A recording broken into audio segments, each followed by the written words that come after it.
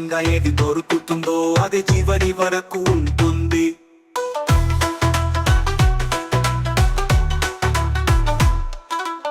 ఆలస్యంగా ఏది దొరుకుతుందో అది చివరి వరకు ఉంటుంది.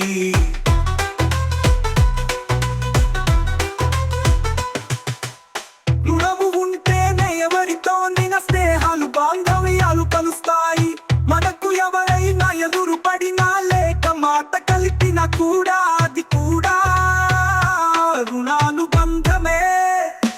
రుణమనేది లేకుంటే ఎవరిని కలలో కూడా మనం చూడలేము. ఇక రుణం తీరిపోతే ఏ బంధమైనా కూడా ఒక్క క్షణం కూడా మన బుట్ట నిలవదు. ఆలస్యంగా ఏది దొరుకుతుందో అదే చివరి వరకు ఉంటుంది.